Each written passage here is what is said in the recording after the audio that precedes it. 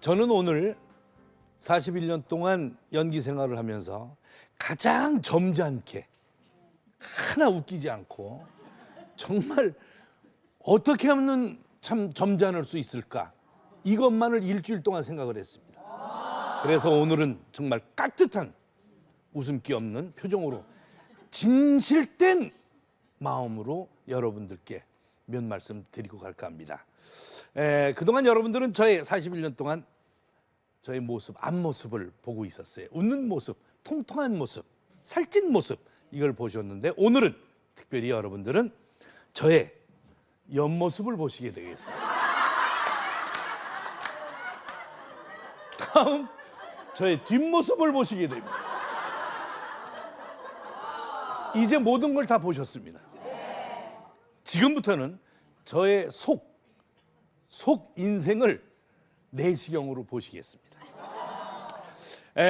그동안 참 이용식이는 아프기도 했었고 또 애가 없어서 8년 반 동안 정말 웃지만은 마음은 울고 있구나, 이걸 다 아셨을 텐데 어떻게 살았는가, 그걸 이제 처음부터 시작을 하게 되면 제가 태어난 고향부터 소개를 합니다. 저는 전혀 오염이 되지 않다고 하는 그 아름다운 섬, 대청도라는 섬에서 태어났습니다. 아시죠? 그 백령도 옆에 있는 대청도라는 섬. 정말 제가 가끔 찾아가서 고향 어르신들께 인사를 드리지만 깨끗하고 아름다운 섬인데 제가 어떻게 그 섬에서 태어났는지, 왜 섬소년이 육지에 올라와서 코미디언이 됐는지 저도 궁금했습니다. 왜 거기서 태어났는지. 그런데 이제 저희 부모님들과 형 세 분, 그러니까 사형제입니다. 형 세 분은 고향이 황해도 은율이라는 곳입니다. 구월산 바로 밑에 가보지는 않았습니다.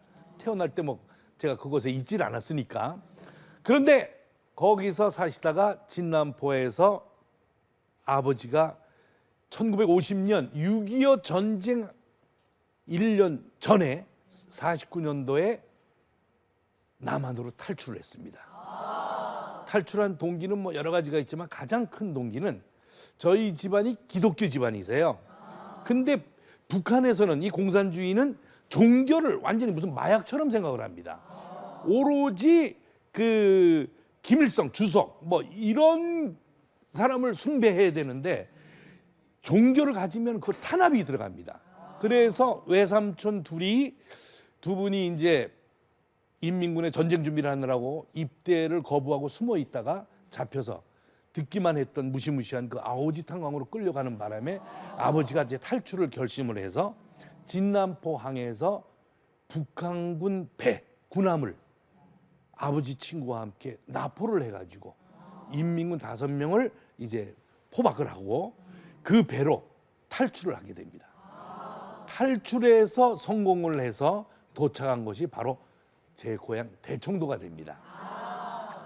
근데 여기서 궁금한 게 하나 있습니다. 뭐 제가 하도 궁금해서 아버지께 여쭤봤습니다. 아버지는 혼자 남한으로 탈출을 하셨는데 왜 어머니와 형들한테 이야기를 안 하시고 그렇게 혼자만 탈출하셨습니까? 그랬더니 아버지께서 하시는 말씀이, 내가 남한으로 대한민국으로 탈출한다고 어머니한테 말씀을 드렸다면 어머니와 형 3명은 인민재판을 해서 공개 처형을 당한다. 어머니는 그 고문을 이기지 못하시고 아버지가 대한민국으로 탈출했다, 이걸 공개적으로 이야기를 하면 그냥 그 자리에서 동네 사람 다 모아놓고 총살당하신다. 그러기 때문에 어디로 간다라는 이야기를 못하고 내가 내려왔던 것이다. 이런 아주 깊은 비밀이 숨어 있었습니다. 나름대로 어머니께서는 아니나 다를까 아버지가 탈출하시니까 그 당시 동네 사람들이 무슨 완장을 차고 다니면서 막 고발을 하고 막 이르고 뭐 이럴 때인데 어머니가 지소에 가서, 그 인민군들이 만들어 놓은 지소에 가서 고문을 당하십니다. 그 고문 당하는 모습을 어린 형 3명이 창문으로 보면서 밖에서 울부짖고, 어머니가 쓰러지시면 그 어린 아이 형 3명이 부축을 하고 집으로 데리고 옵니다. 다음 날 또 다시 또 데려다가 고문을 하고 어디로 갔는지 불어라. 아버지가 어디로 갔는지가 중요한 게 아니라 남쪽으로 가면, 대한민국으로 가면 이렇게 된다는 걸 보여주기 위해서 그 고문을 했던 거죠. 근데 아버지는 탈출을 해서 이제 어마어마한 일을 맡으십니다. 대한민국 해군에서 진남포 항해 그 앞에 있는 모든 암초라든지 갯바위라든지 어디에 뭐 등대가 있고 이런 구조적인 걸 아버지는 너무나 잘 아십니다. 그 북한 서해 바다에 대해서 너무나 잘 아시니까 결국은 임무를 받은 것이 군번 없는 특수임무 공작원. 다 아시죠? 대한민국이 오늘날 있기까지 아버지도 국가유공자로서 정말 대한민국을 위해서 싸우셨구나. 이 이야기를 듣고 너는 너무너무 정말 가슴이 벅찼습니다. 아버지는 그 대신 돌아가시기 전에 유언으로, 용씨가 잠깐 일로 와보라고. 예, 아버지. 무슨 말씀이십니까? 지난번에 네 선배인 남보원 씨하고 백남봉 씨하고 평양에 공연을 갔었는데 너는 어떤 일이 있어도 북한에 공연을 가면 안 돼. 이 아버지가 한 일을 북한에서 너무나 잘 알고 있기 때문에 어떤 수단을 써서라도 너를 내려보내질 않아. 그러니까 절대로 올라가지 말라고. 공연하러 가지 말라고. 이건 내 마지막 유언이다. 이런 말씀을 남기실 정도로 아버지께서는 정말 군번 없는 문관으로, 공작원으로 정말 훌륭한 업적을 남겼다고 저는 자랑을 하고 싶습니다. 그 아버지께서 대청도가 본부인 그 특수공작원들 거기 근무하시다가 이제 북진이 됩니다. 북진을 할 때 아버지는 같이 우리 국군과 같이 올라가셔서 숨어있던 우리 어머니와 형 세 분을 데리고 대청도로 탈출합니다.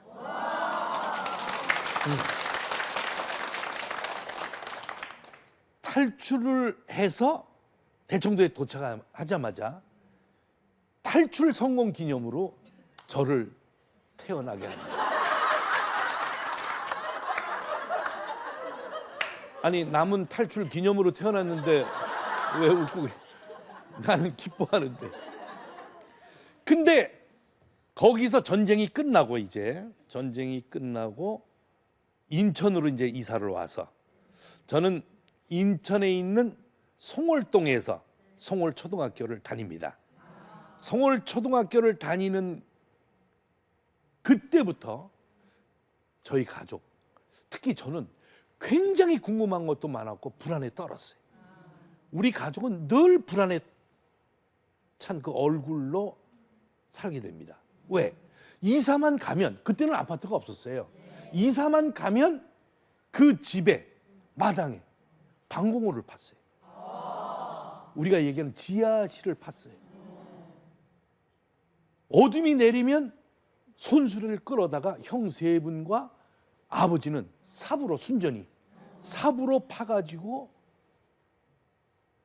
공간을 만들고 그 안에다가 독 두 개인가 세 개를 놓고 사다리를 또 만들어 놓고 쌀도 집어넣고 독에다가 성냥, 뭐 건전지, 라디오 등등 해서 아주 간단한 그런 소품만 그 독에다가 놓고 그 위에는 방공호 그 입구에는 이 마당에다가 이렇게 놓는 그 뭐죠? 이렇게 그 의자 그 시구 평상. 감사합니다. 평상을 놓고 위장을 했어요. 그리고 밤 한 10시, 11시쯤 돼서 누가 갑자기 문을 두드린다?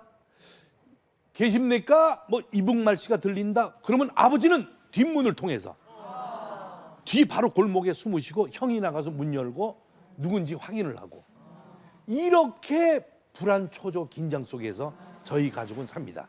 왜냐하면 아버지는 전쟁 때부터 없앨 수밖에 없는 뭐 몸에 배어 있는 트라우마가 이제 있었죠.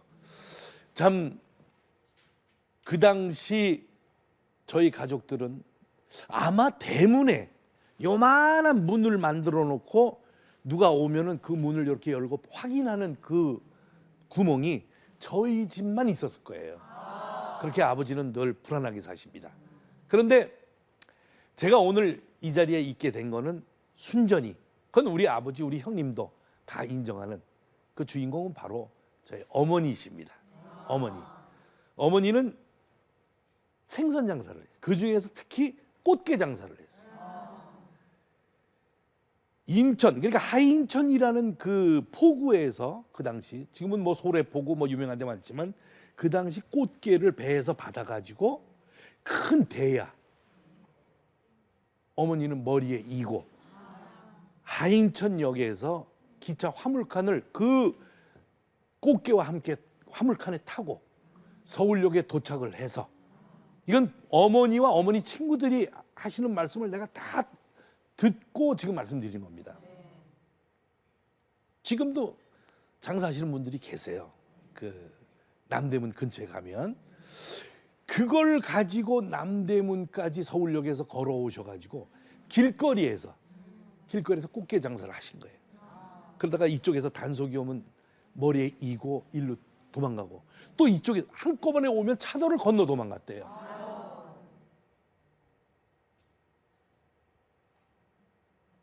그게 얼마나 무겁겠습니까?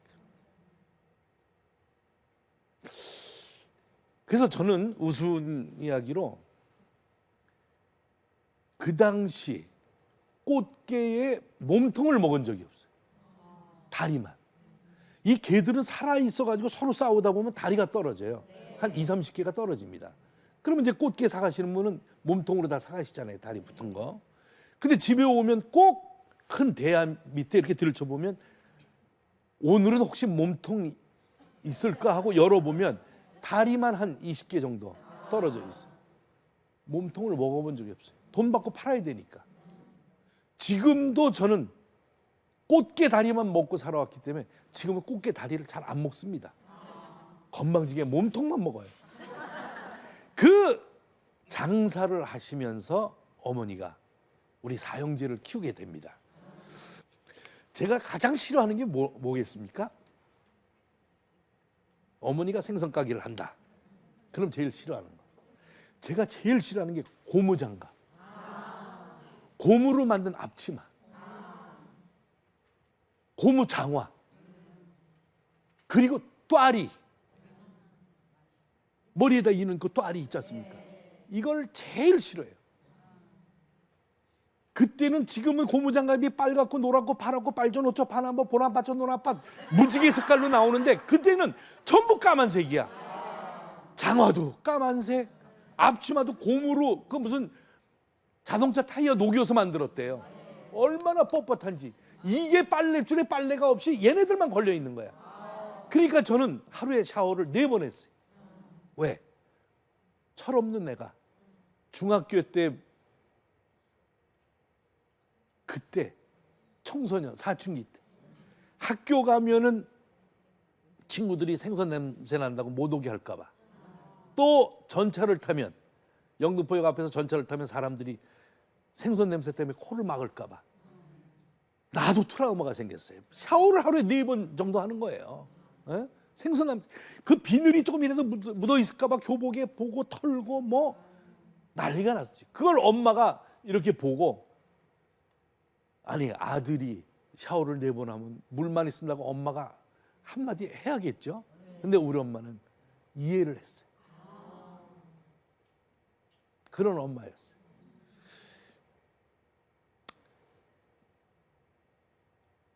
여기 계신 분도 다 엄마시죠. 그러니까 지금 제가 드리는 말씀 충분히 이해가 가실 겁니다. 철없어서. 그렇게 꽃게와 생선이 저를 오늘날 있게끔 만들었죠. 그래서 그런지 몰라도 제가 섬에서 태어나서 그런지 아니면 엄마가 생선 장사를 해서 그런지 저는 지금도 물고기만 보면 이게 동해에서 태어난 건지 서해에서 태어난 건지 바로 압니다. 그리고 몇 시간 전에 운명한 생선인지 이거 바로 알아요. 추운 데서 내려온 고기인지 저 필리핀 뜨거운 바다에서 올라온 건지 저는 압니다. 그래서 내가 이덕환이 이계인 전부 낚시를 내가 뻥입니다. 이건 뻥.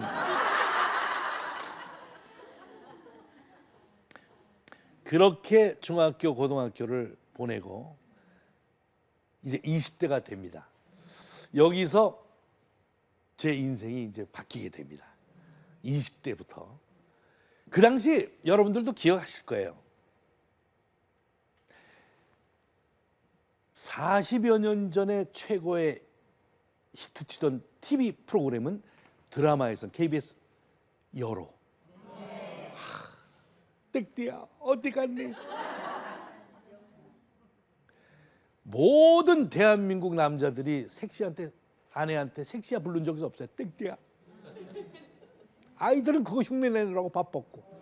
그리고 코미디 프로에서는 웃으면 복이 와요. 쇼 프로그램은 쇼. 프라이보이 곽규석 그분이 나오셔서 진행하고. 하여튼 여로 프로그램 여로 웃으면 복이 와요. 이 쇼 프로 방송 흑백 텔레비에서 나갈 때는 길에 사람이 없었어요. 행인들이 없었어요. 올스톱이야. 시청률이 뭐 지금처럼 몇 프로가 아니에요. 올 100이야 전부 그냥. 그 당시.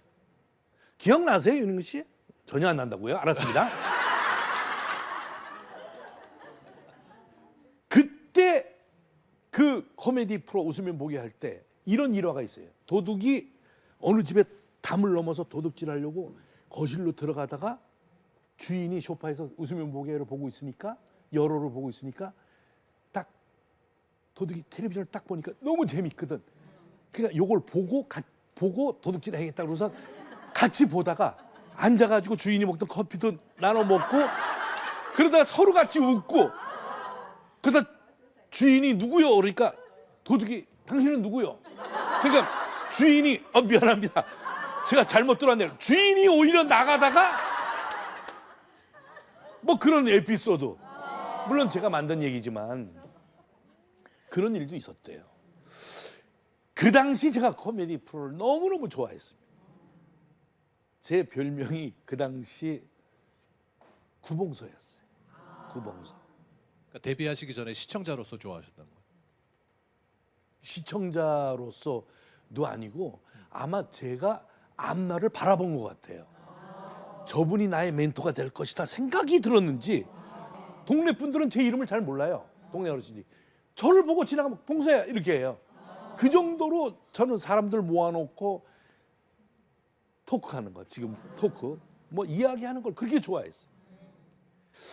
그런데 어느 날 느닷없이 갑자기 벼랑간 제 바로 위 형의 친구분이 탤런트 박원수 씨, 전원일기의 일용이, 그 형님이 집에 놀러 왔다가 야 이번에 M본부에서 국내 최초로 코미디언을 모집하는데 너 한번 원서를 내봐라니까. 아니 내가 어떻게 코미디를 해요. 아이 형 됐어요. 그랬더니 원서를 갖다가 우리 형을 줘서 우리 형이 다 인적사항 써가지고 접수를 시켰어요. 나는 모르고 있었죠. 그런데 그 접수한 걸 모르고 있다가 몇 월 며칠 날 한번 방송국에 가보라 그래서 형 양복을 빌려 입고 이제 정동을 찾아갑니다. M본부를 찾아가서 제 인생이 바뀌는 그날입니다. 11명을 뽑는데 1,100몇 명이 왔어요. 이화여고 운동장에 야 엄청나게 46번 이용식 해서 이제 문을 열고 딱 들어가서 섰는데 지금 바로 요 모습입니다. 왼쪽에 심사위원장이 앉아 계시고 쭉 심사위원들이 10분이 앉아 계신데 첫 번째 심사위원장이 구봉서 선생님, 두 번째 배삼명, 서영춘, 이기동, 송혜 선생님, 이기동, 이대성, 남철, 남성남, 그리고 연출하시는 분 국장님 쭉 앉아 계세요. 그래서 딱 올라가는데 얼마나 놀랬겠습니까? 텔레비전으로 뵙던 그 어른들이, 선배님들이 쭉 앉아 계신데 이건 뭐 그냥 그 당시는, 지금은 떨어도 잘 안 떨려요, 무거워서. 그 당시는 완전히 파르르르르 떨죠. 그랬더니 서영준 선생님이 떨지 마라, 긴장 풀어라. 네. 구봉서 선생님이 저하고 첫 대화가 웃겨봐. 떨리는 몸을 참 주체를 못하고 바로 내려가고 싶더라고. 근데 웃겨봐 그러는데 웃길 수가 있겠습니까? 감히. 근데 그 당시는 자기가 제일 잘하는 거 한번 해봐. 딱 이러면 이제 특기를 얘기를 해야 돼요. 근데 거의 8, 90%는 전부 허리띠를 빼요. 왜 뺐겠어요? 뱀. 이야, 저 어머니도 코미디 기질이 있어. 하여튼 80%가 그 당시 뱀 장수가 유행했었어요. 이 뱀으로 말할 것 같으면 설악산에서 나온 설사라는 뱀입니다. 설사라는 뱀은 속이 안 좋아서 나오는 설사가 아니고 눈설자에다 뱀사짝, 전부 허리띠만 빼면은 뱀 장사를 하는 거예요. 그러니까 그 다음부터는 허리띠만 손 감은 끝, 나가. 아니 그러면 이용식 씨는 뭘 하셨어요? 그 뭐요? 개인기 웃겨봐 하셨을 때 뭘 네. 보여주셨어요? 연기를? 갑자기 식은땀이 나네요. 그래서 뭘 하긴 해야 될 텐데 그렇다고 저도 허리띠를 뺄 수가 없잖아요. 그래서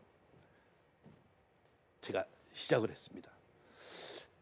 어떤 남자가 있습니다. 이 남자는 예쁜 여자만 보면 이상한 버릇이 나옵니다. 그 버릇은 바로 이겁니다.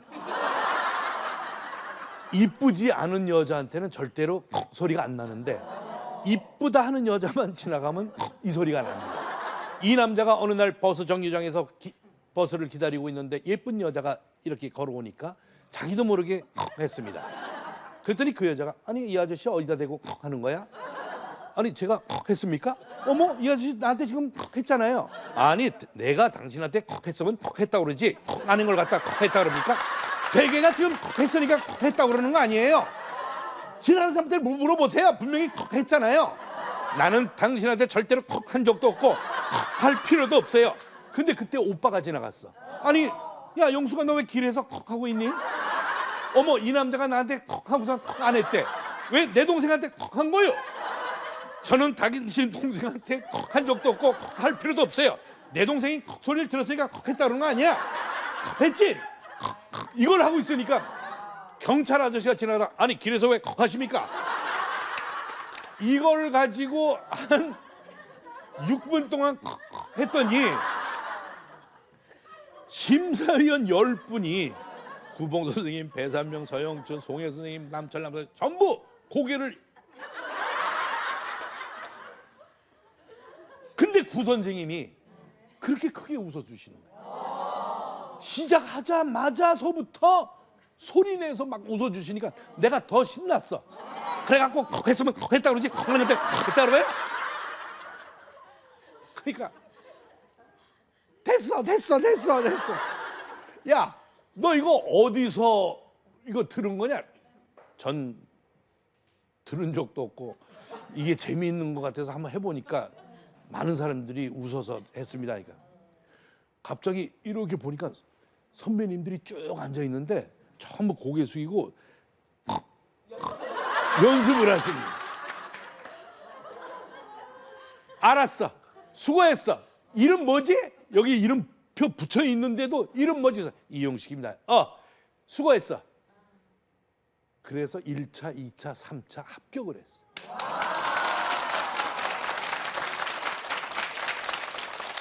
나중에 구봉서 선생님한테 아니 선생님 어떻게 그렇게 쭉 앉아 계신데 심사위원장이신 구봉서 선생님이 제일 크게 웃으셔가지고 저한테 자신감을 주셨어요. 그러니까 많이 웃는 사람이 많이 웃길 수가 있는 거야. 웃지 않는 사람은 절대 웃길 수가 없어. 이렇게 말씀하시더라고요.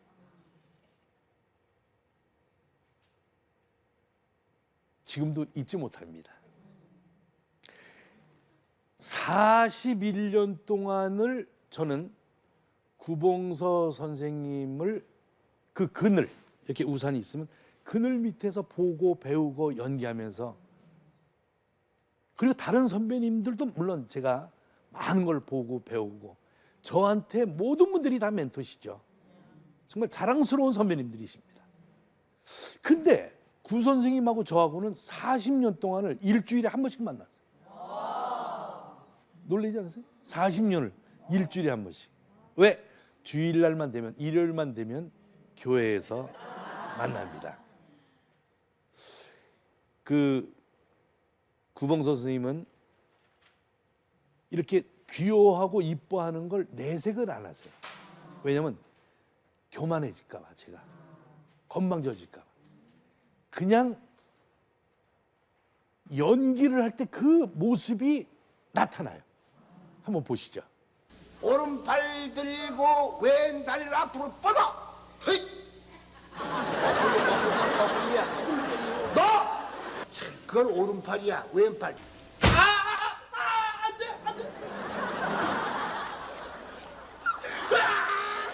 나 이거 어쩌라 그러면? 왜? 나 이거 어쩌죠? 나 이 아저씨 진짜 사랑하고 있는데.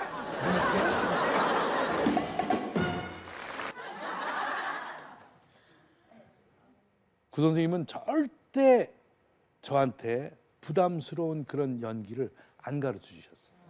한 계단 한 계단을 밟게 해주셨어요. 그렇게 저를 아끼고 사랑하는 걸 제가 가슴에 담아두니까 너무너무 감사한 마음에 대충 연기를 해서는 안 되겠다 이런 생각을 합니다. 그러다가 구봉서 선생님이 이제 하늘나라로 떠나십니다. 떠나기 한 20일 전에 제가 우연히 옆에 계셨던 분이 휴대폰으로 찍었던 그 장면이 있는데 늘 일주일에 한 번씩 뵈니까 이렇게 뵙기만 하면 커피 한 잔 대접을 하면서 제가 기쁨조 역할을 했어요. 그 모습을 한번 보시죠. 기쁜 일도 함께하고 슬픈 일도 함께하고 이 세상에 끝이라도 함께할 거야. 나에게 구봉서가 있다면 나에게 막걸리가 있다면 언제까지 행복할 거야.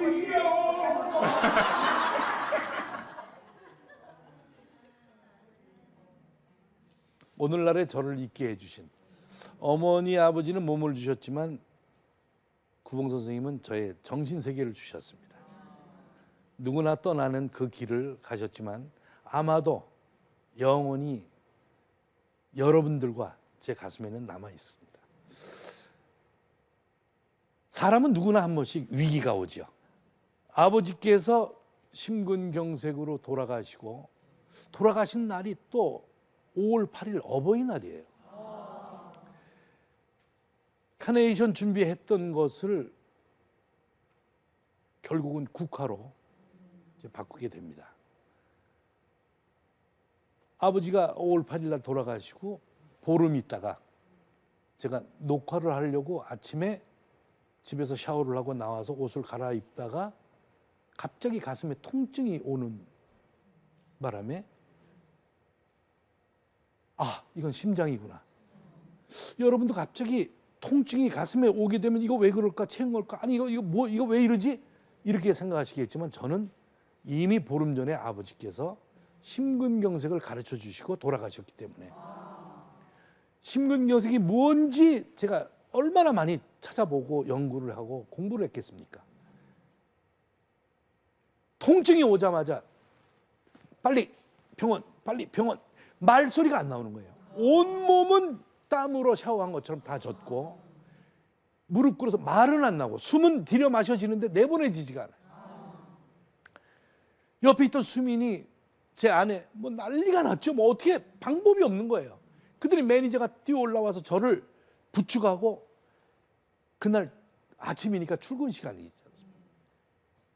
차에다 싣고 집에서 떠났는데 너무 급하니까 의식은 점점 없어지고 그러니까 내려가다 동네 병원으로 급히 들어가서 의사 선생님을 찾으니까 의사 선생님이 출근하시면서 가운을 입고 나오시다가 저를 보고 딱 진맥을 하시고 뭐 이렇게 보니까 이건 보통 일이 아니거든.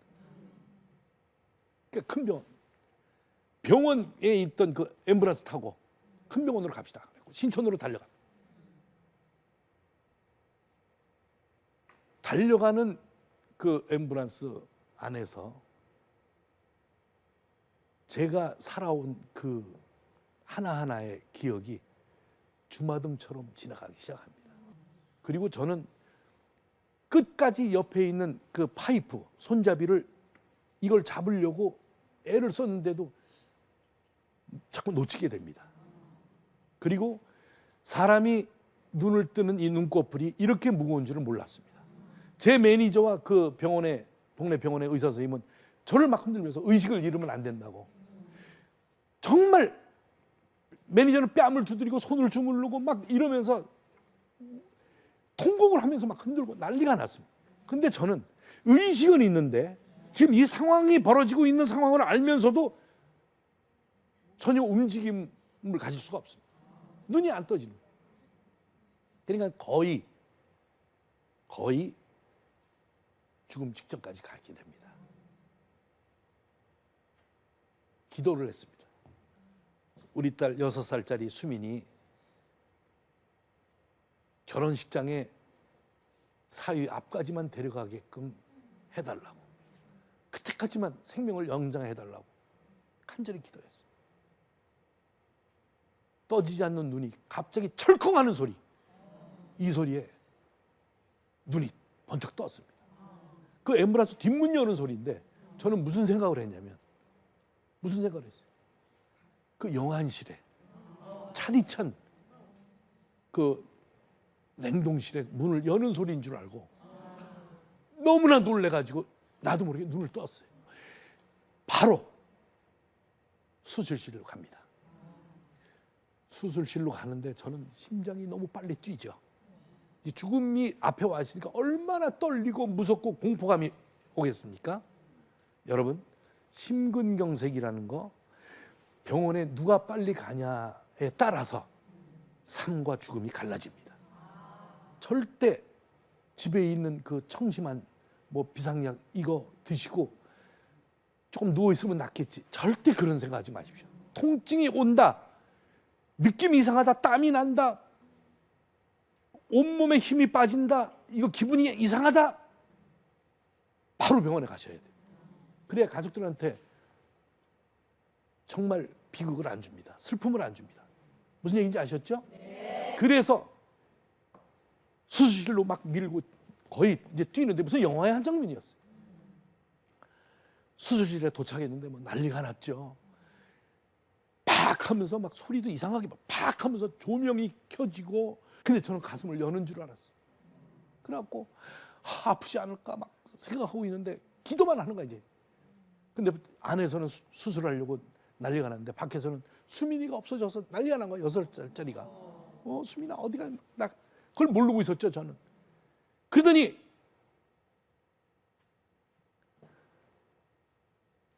어머 너 여기 왜 있니? 어머 여기 있으면 안 돼. 이 소리가 들려서 마취 안 한 상태니까 돌아보니까 커튼 뒤에 수민이가 이렇게 서서 기도를 하고 있었어. 아무도 못 들어오는 곳에 요만한 애가 보이지 않으니까 뭐 문이 자동으로 열렸을 때 들어왔나 봐요. 그러더니 하는 얘기가, 우리 아빠 수술 끝날 때까지 여기서 기도하고 있으면 안 돼요? 그 모습을 딱 보는 순간 수민이하고 눈이 마주치니까 전 어떤 생각을 했겠습니까? 살았구나. 살았어. 저렇게 아기가 간절히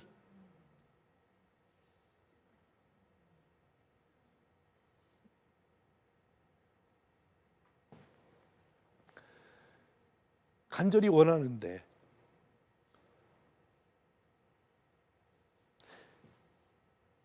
그러더니 의사 선생님이 이제 시작합니다. 마취를 안 합니다. 이 심근경색 수술은. 왜냐하면 한 30초마다 한 번씩 물어봐요. 수술을 하면서. 자, 이용식 씨 컨디션 괜찮아요? 여러분. 네, 괜찮습니다. 자꾸 물어보고 이야기를 내가 해요. 왜?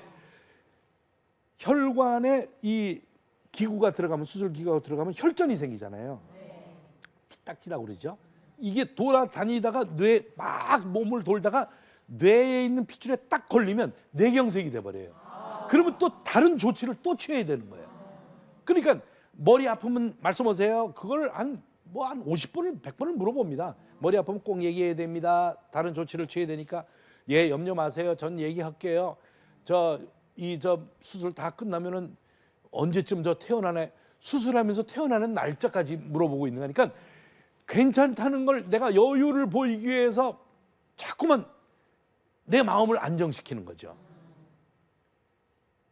그래서 수민이의 기도와 그리고 저의 간절한 기도 때문에 그리고 많은 분들이 제가 쓰러졌다는 걸 알고 쾌유도 빌고 그래서 시술이 성공합니다. 그때 최초로 먼저 달려오신 분이 바로 구봉수 선생님이 오셔서 기도를 해주십니다. 여러분, 지금 저는 이렇게 여러분들 앞에서 웃으면서 이야기를 하지만 그 당시의 상황은 너무너무 왜 나한테만 이런 일이 있을까? 왜 나한테만 이런 고통을 줄까? 이런 생각을 했지만 누구나가 나중에 알고 보니까 조그만 우환은 하나씩은 다 있다라는 걸 알고 이 정도만 있었던 것이 감사하다. 전 이렇게 생각됩니다. 저는 오늘 여러분께 한 가지 드리고 싶은 말씀은 이 세상 살면서 이해 못할 일이 정말 많습니다만 그중에서 딱 한 가지. 그것은 뭐냐? 등산하는 사람을 이해를 못합니다. 내려올 걸 뭐하러 올라가? 올라가다 넘어지고 내려오다가 미끄러지고. 우리 아내는요, 지금 살고 있는 데가 뒤에 산이 있어요. 북한산이. 내 건강을 위해서 가족과 함께 오래오래 살아달라고 글로 이사한 거예요. 평창동으로. 근데 지금 19년 동안 산에 딱 2번 갔어요. 이사 간 다음 날 산이 어떻게 생겼나 구경하러 한 30분 올라갔다가 힘들어서 내려왔고 1년 전에 강아지 잊어버려갖고 강아지 찾으러 올라갔어요.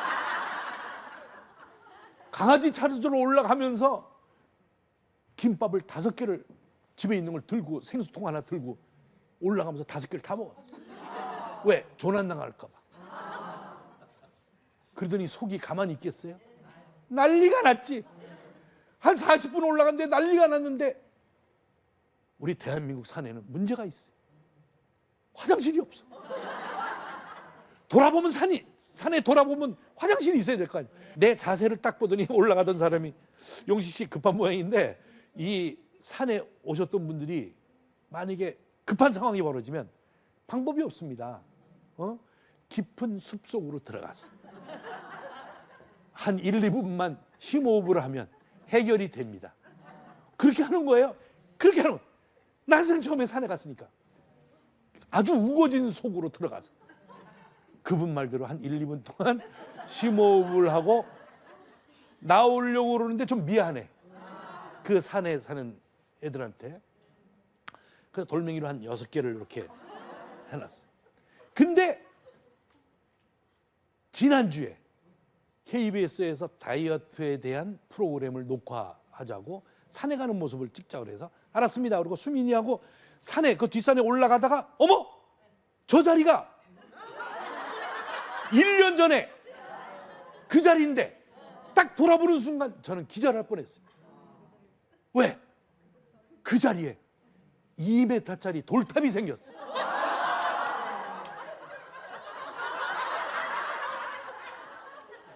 그 생긴 원인은 잘 몰라. 난 분명히 6개만 쌓아놨어. 근데 2m짜리가 그 돌탑을 보고 놀랬겠어요? 아닙니다. 돌탑 옆에 어머니 한 4분이 거기다 대고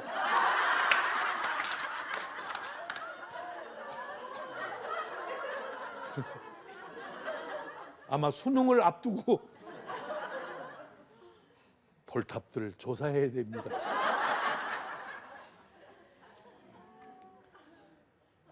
저는 코미디 연기를 하면서 다른 분들은 다 이렇게 웃으시는데 이 세상에 단 한 분은 안 웃으셨어.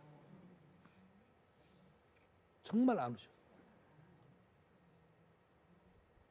그분이 바로 어머니십니다. 제가 신인 때부터 5년 동안 가족들하고 텔레비전을 제가 나오는 프로그램을 어머니는 못 보셨어요. 그래서 나중에 여쭤봤죠. 엄마, 아니 저녁 식사 끝나고 상 물리고 같이 이렇게 보면 되는데 왜 엄마는 안 봐? 떨려서. 막내 아들이 그 대선배들하고 연기를 하는데 실수할까 봐, 말 잘못할까 봐 심장이 뛰어가지고. 생방송이 아니야. 지금 자식은 여기 있어 옆에. 녹화를 하고 왔는데 무슨 실수를 해.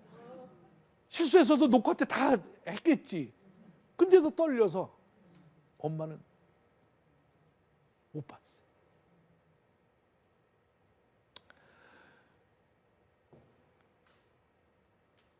그 당시 신인 때 백사장에 누워있는 엑스트라부터 시작을 했어요. 얼굴은 파라솔로 가려서 안 나와. 발만 나와. 그걸 서영춘 선생님이 지나가다가 내 배를 밟아. 누가 여기다 모래를 쌓아놨냐? 그러면서 근데 형들하고 아버지 텔레비전을 이렇게 보면서 야, 저 어디가 네가 나온다는 거야? 저 가운데 있는 게 접니다. 야, 발가락만 보이잖아 지금. 다들 이러는데 엄마만 내 발을 알아. 저 가운데 용식이 발이네. 저 새끼 발가락이 옆으로 이렇게 누워가지고 칼날처럼 돼 있는 거. 엄마만 당신 자식을 모습을 안.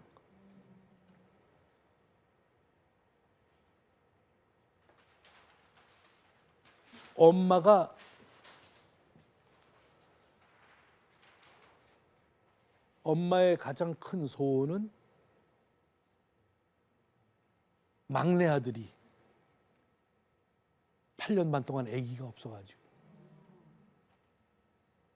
너무 슬퍼하고 엄마 입장에서 너무 불안하니까 새벽 기도를 가서 눈물로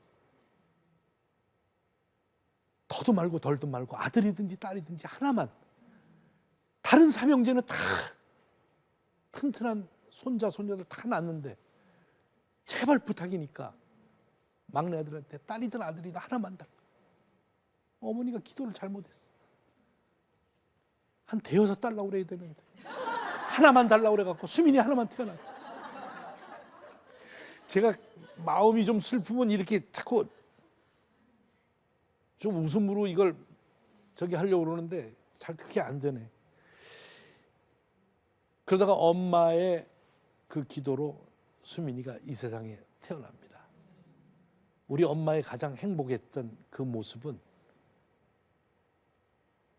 아내가 수민이를 낳고 다음 날 간호부장님이 혹시 아기 안아보고 싶지 않으세요? 안아보고 싶죠. 멀리서만 유리창 이렇게 넘어서만 보니까 얘가 쟤 같고 제가 얘 같고 어린애들은 다 거의 똑같아.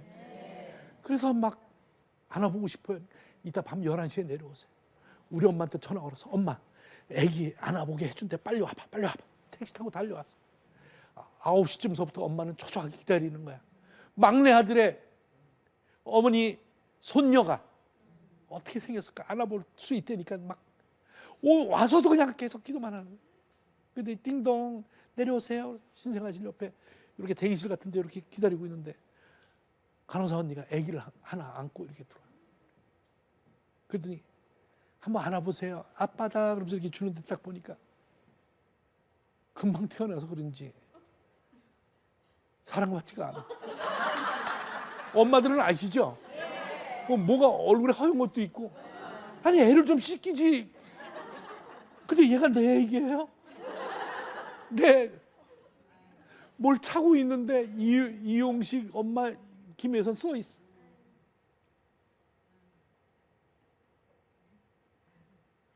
근데 터질 것 같아. 아빠의 심정은 다 똑같아. 저는 유난하게 딸 바보다 뭐 이렇게 말씀을 하시는 분들이 많은데 그럴 수밖에 없어요. 8년 반 만에 나보라니까. 10달 만에 나보면 그렇지는 않아요. 8년 반 만에 얼마나 내가 그리고 터질 것 같아서 엄마 손녀 한번 안아봐. 이렇게 주니까 엄마가 확 떨어. 떨더니 그 아기를 이렇게 베네저고리 감싼 거기다가 엄마가 어디서 준비해 왔는지 허리춤에서 타올 이렇게 두꺼운 거를 위에다가 이렇게 올려놓더니 울기 시작. 소리 하나 안 내고. 난 무슨 폭포불이 떨어지죠. 8년 반 동안 참았던 그 눈물을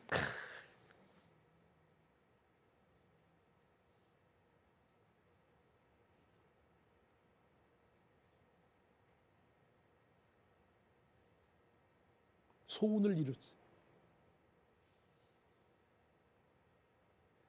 제 고향 대청도 얼마 전에 또 가보니까 그때 나르던 갈매기도 그 아버지 어머니가 저 낳았을 때 나르던 갈매기들도 지금 똑같이 있어요. 저를 키우면서 갓난아기를 엄마가 젖이 모자라가지고 굴 캐가지고 굴로 이제 죽을 써가지고 그걸 미움처럼 절 먹였대요. 우리 형들이 하는 얘기가. 그래서 그때마다 이 노래가 생각납니다.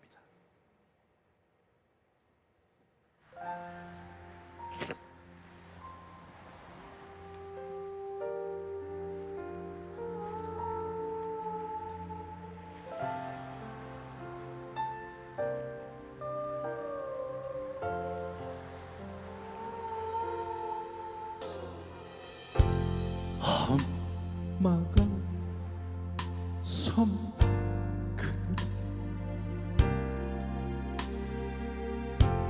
굴 따러 가면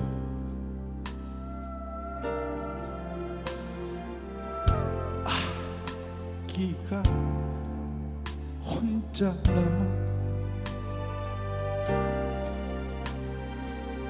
집을 보다가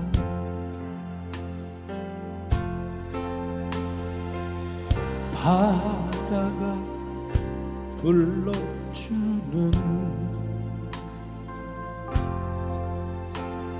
찬장 노래에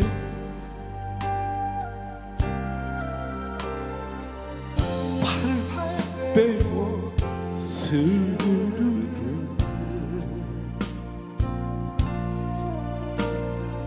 잠이 듭니다.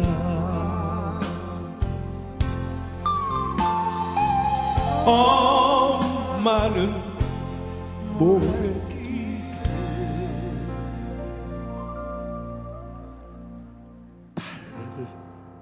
달려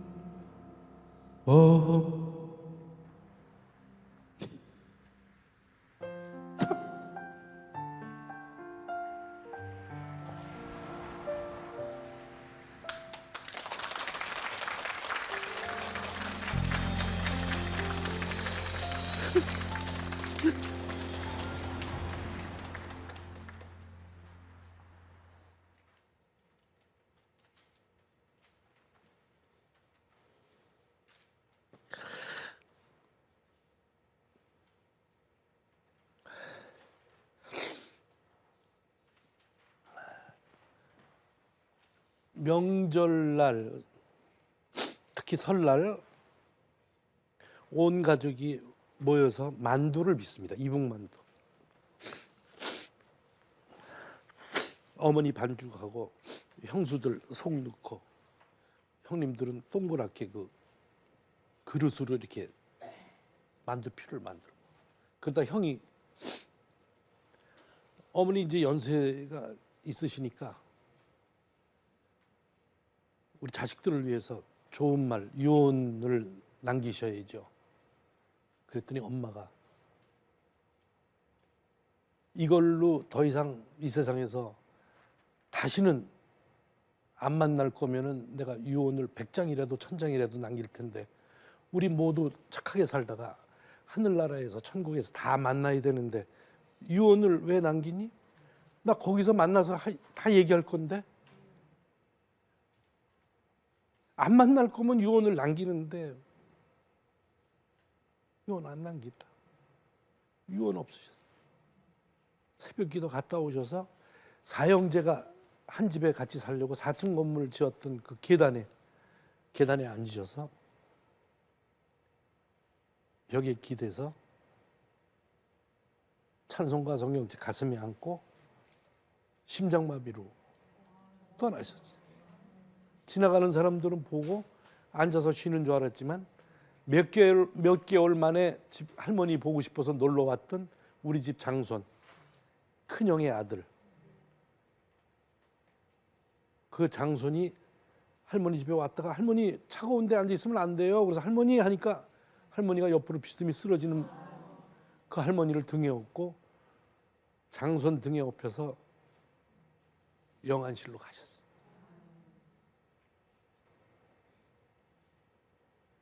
천국에 가신 분의 얼굴 못 보셨죠? 저는 봤습니다. 수민이 낳아서 어머니 품에 안겨드려서 수민이를 안고 너무 감사하고 고맙고 웃으면서 눈물 흘리는 그 어머니, 그 행복한 표정보다도 세상 사람이 아닌 어머니, 그 차디찬 곳에 누워있는 어머니의 표정이 더 행복해 보였습니다. 그 주위에 있던 모든 분들이 다 놀랐습니다. 여러분,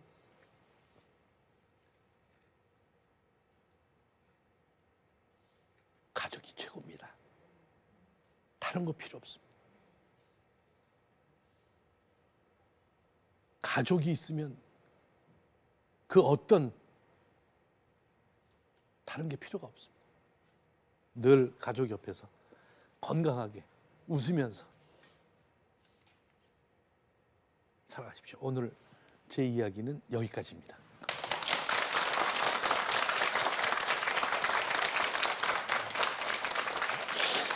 네, 감사합니다. 저는 네. 사실 오늘 이용식 씨 나오신다 그래서 마냥 웃을 줄만 알았었는데 저도요. 또 가슴이 따뜻해지는 또 어머님에 관한 이야기, 사랑을 참 많이 받으신 분이라는 생각이 네, 들어요. 정말 예.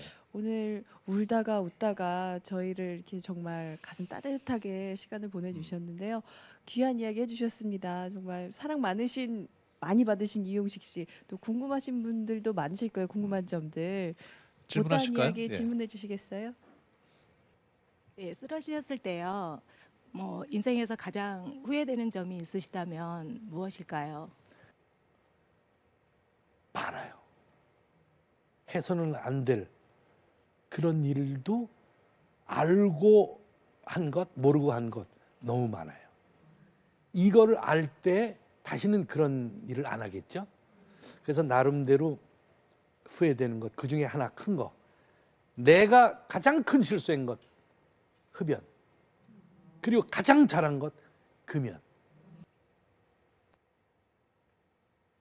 수술을 하고도 끊지 못했던 담배를 가족들이 끊게 해줬어요. 그 가족 중에 수민이가 이스라엘 엄마랑 가서 통곡의 벽에서 소원을, 기도문을 적어가지고 통곡의 벽 사이에다가 넣어놓으면 그 소원이 이루어진다고 그래서 기도문을 썼는데, 엄마가 수민이가 쓰는 걸 이렇게 보니까 23~4짜리가 뭐 좋은 남자친구 만나게 해달라든지 뭐 자기 소원을 쓸 줄 알았더니 아빠 담배 끊게 해주세요. 그렇게 쓴 걸 보고 저한테 와서 몰래 얘기를 했어요. 끊었어요. 그 얘기를 듣고 오늘 이 방송을 보시고 이제 1월 1일 날 이제 한 달 좀 안 남았는데 꼭 끊으셔야 돼요. 자기 자신도 위하지만 가족들을 위해서는. 안녕하세요. 네, 반갑습니다. 반갑습니다. 저기 웃지 않는 성격인데요. 그래도 웃어야 되나요? 이렇게 많은 분들이 모이시면 웃지 않는 분들이 이렇게 몇 분 계세요. 그분들은 남에게 우스운 얘기를 해본 적이 없어요. 그리고 난 왜 안 웃을까? 이 생각이 항상 있으십니다. 이제는 난 안 웃는 사람이라는 걸 내려놓고 나도 이젠 그냥 편안하게 웃어야겠다. 그리고 어떤 이야기든지 이 귀로 들어와서 이쪽으로 내보내더라도 웃는 자리에 자주 많이 참석을 하시면 웃을 수가 있어요. 네, 안녕하세요. 이용식 선생님. 오늘 처음 뵙는데요. 네. 고봉 선생님하고 이주일 선생님 함께 동고동락 하시면서 보고 배우신 점이라든지 느낀 점 한 가지만 말씀 부탁드립니다. 참 그분들은 예를 들어서 이주일 선배님은 전혀 없는 곳에서 최고가 되셨잖아요. 그 과정을 늘 연기도 하면서 또 다른 사생활도 같이 이렇게 지내면서 보면은 착했어요. 그 선배님, 주일 선배님이나 구봉 선생님이나 심성이 굉장히 착한 거예요. 그러니까 사람들이 모인 곳에 내가 참석하려고 그러질 않고 구 선생님이나 주일 형님이나 이렇게 있으면 사람들이 이렇게 모여요. 그리고 베풀고 그리고 말 한마디라도 늘 입장을 바꿔놓고 생각해. 저는 그걸 배웠어요. 선배님들, 좋은 분들, 그 선배님들한테 입장을 바꿔놓고 생각하는 거. 그걸 배웠어요. 내가 한마디 싫은 소리를 하면 저 사람이 분명히 기분이 떨어진다. 그 기분 떨어지면 오늘 저 하루 종일 기분 안 좋다. 만약에 내가 저 입장 되면 오늘 난 우울할 것이다. 절대 기분 나쁜 얘기를 안 하죠. 안녕하세요. 진짜 지금 연태까지 좋은 말씀 너무 잘 들었어요. 그리고 항상 이렇게 알고는 있었지만 가족의 소중함 다시 느꼈고요. 저기 이용식 씨께서 이렇게 생각하시는 그 웃음이란 거 있잖아요. 어떻게 생각하세요? 웃음은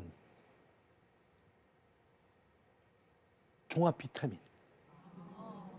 종합 비타민. 알약으로 먹지 않는 자연산 비타민. 우리가 비타민 B, C 부족할 때가 있잖아. 웃으면 이게 자꾸 챙겨져요. 그러니까 온 몸이 다 머릿속에서부터 전깃줄로 다 가 있는 거야. 그러니까 나름대로 모든 걸 다 내려놓고 웃음은 엔돌핀, 잘하시는 엔돌핀 나오고 몸에 좋은 영양소가 되니까 많이 웃으세요. 그리고 코미디언을 많이 사랑해 주시고 그리고 비극보다 희극을 좋아하시고 저와 가족처럼 생각이 또 됩니다. 네, 남 같지가 않아요. 지금 웃으셨죠? 이게 보약이에요. 네, 오늘 진짜 보약 많이 챙겨 먹은 것 같습니다. 네, 이용식 씨께 다시 한번 큰 박수 부탁드립니다. 고맙습니다. 감사합니다. 고맙습니다. 앞으로도 많은 분들에게